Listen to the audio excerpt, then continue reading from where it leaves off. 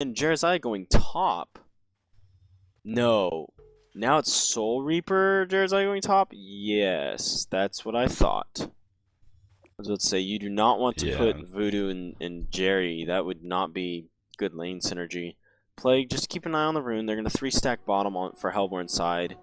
And I thought no, he just, like, canceled it there.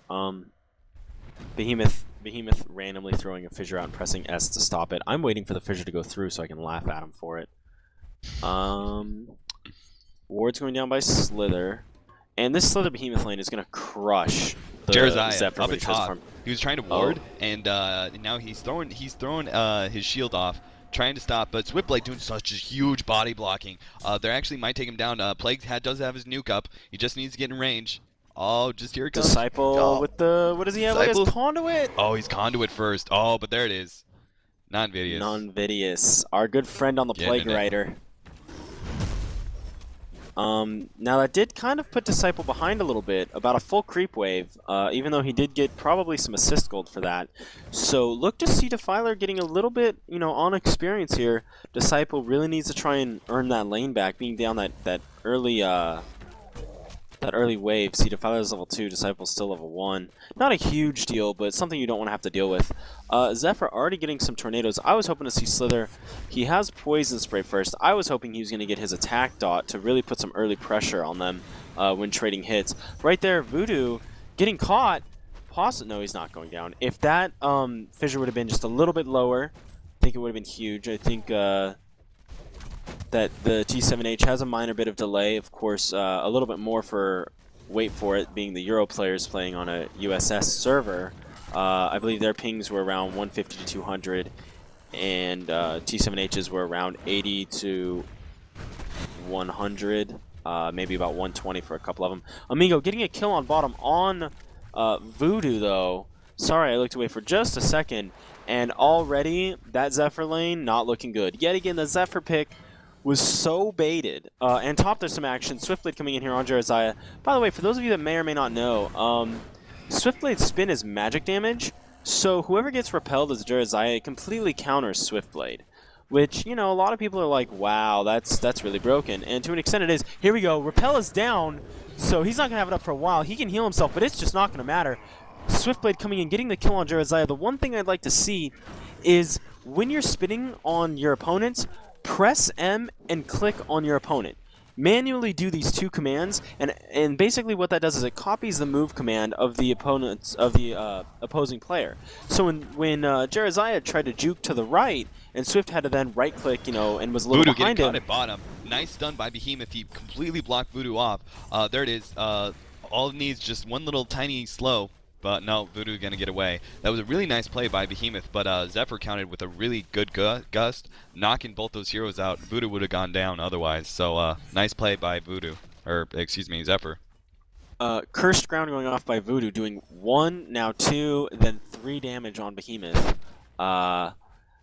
Like just a waste. And there. Oh no, 1 + 2 + 2. I apologize. Really just a terrible Cursed Ground. I mean, he's forced to go back now because he's so low on mana. He doesn't even have enough for Acid Cocktail on the Cursed Ground, which he could have gotten off, one more time in the lane if he didn't waste that there. Anyway, back to the Swiftblade thing, though. Thank you, by the way, Cap, for interjecting there on the bottom action. But if you just press M and then click on your opponent, whatever move commands they use, it instantly sends to your computer and copies it. So you can't juke with Swiftblade. And, I didn't like the way that they were playing that. Non-Vidius getting caught a little too far forward there. Swift not wanting to blow his spin because a single repel is going to stop it. But yeah, Plague got hit by the Soul Reaper nuke. Just not the greatest positioning. I'm a little upset at Non-Vidius on that one. Now, Zephyr, although he is level 4, his farm has got to be so gimped right now. He has, then again, he has 9 creep kills. So his gold per minute is currently at 160. Of course, the Slither's at 202 and Behemoth at 180 due to the kill that they have. And not farming too poorly down there with 10 and 8 for Behemoth and Slither. Overall, I would definitely say winning their lane, which is exactly what, I expected them to do. And they should do with this hero composition. Now, Corrupt Disciple looking for a rune. Do they have wards up? They do. So he knew it was bottom. But, oh, he did have a bottle. I was going to say, does he have a bottle yet? Sexy, you know, I'm not a huge fan of ganking before boots, especially.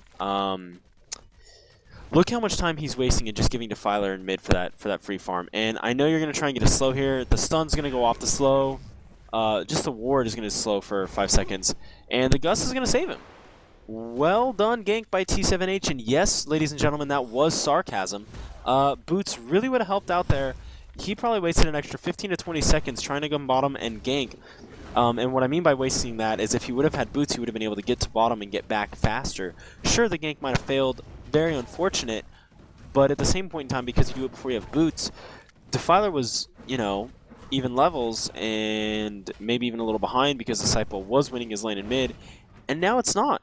Now Defiler is going to hit 6 far before Disciple and going to be pushing that tower down nice and early. So I'm not necessarily a huge fan of that. Voodoo Jester blowing a stun bottom, and Gus coming way after that. Guys, the way your lane's going to work, you're going to Gust first, stun, and Curse Ground. Or you stun, Curse Ground, and then Gust. Either way, you want to get that Curse Ground off as soon as possible and then throw down as much burst after it, because at level 7, your Curse Ground, of course, doing massive amounts of damage, almost triple damage for whatever you do early. But he's actually leveling Mojo. Or am I just... No, he's not leveling Mojo. I'm stupid. He is leveling Curse Ground over that stun, which is the style of play I normally play. Some people prefer maxing the stun. Not a bad idea. But, yeah, I mean, this Zephyr really being held down, although now with the 5 health a second regen, the question here is going to be, are you going to max Ward Slither, or are you going to max your attack dot that negates health regen? In this situation, I think the health regen negation would actually be better, since Zephyr is going to be going for a Helm of the Black Legion. But, you know, Ward's probably the most imbalanced skill in the game right now, so can't really blame him for maxing those and just playing a pretty standard strat here. But Zephyr, as you can see, just easily coming in there, and with that Ring of Health, or the Life Tube, excuse me, just not really scared of taking any real damage, although he does have to be careful Behemoth does not pick him. Now, Disciple is level 6, Defiler is level 6 with a half-filled bottle, and by half, I believe that's 2/3, yes.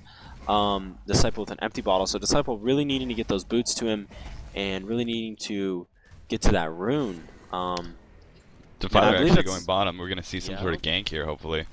Oh, there it is. There's the stun by Voodoo. You're followed up by Gust, hopefully. No? Alright, so Defiler's popping his ulti. They're going to try and chase down Slither, of all things. But Gust, not having enough mana for Gust is going to be a little trouble. But Slither going to go down here, hopefully. Just need one Gust. There it is. Nice play. And you know something that really makes me upset right there? Defiler getting her ultimate out instead of just waving. Curse Ground there it is. They nuked down Soul Reaper. Soul Reaper went down to a little bit of health, but the moment Swiftblade starts spinning, Soul Reaper just need one hit. There it is. Yeah. So Soul Reaper cleaning up. I like to talk about top here because I say it's a much more brilliant move than you gave them credit for. Right now, what it is of course, Jeremiah being able to block out that. And bottom, damage. actually, we have Corrupted picking up a kill on Defiler. Go ahead and cap. I'm sorry. Just action all over the place, though. Really exciting game so far. Yeah, I'm really enjoying this. But Jeremiah doing that Protector Charm, you already talked about that, completely negating Swiftblade's advantage when you get that Plague nuke followed up by that spin. But the other thing, the huge thing is Withering Presence has actually been completely dominating their lane. Soul Reaper very passively being able to do damage on top, and it's been keeping them down. If you look at that farm, Swiftblade only 9 creep kills and Plague Raider only 5. Meanwhile, you know, honestly, they haven't been farming as well as they should have. He only has 17, Purple only has 17, and Jerry only has 7. But they have been getting pretty much free farm. They got it for like a good 2 minutes because both heroes were so low, and Withering Presence was keeping that down. And they've actually had to blow 300 gold just on health potions for Swiftblade, trying to keep him in his lane and being able to farm. So I think it's a pretty smart move. Like normally you wouldn't see that lane working very well at all, but in this one situation, I think it works incredibly well. You know, I think you're absolutely right. I was questioning the Jeraziah pick, and I really felt the lanes were funky, but the repel, or I'm sorry, the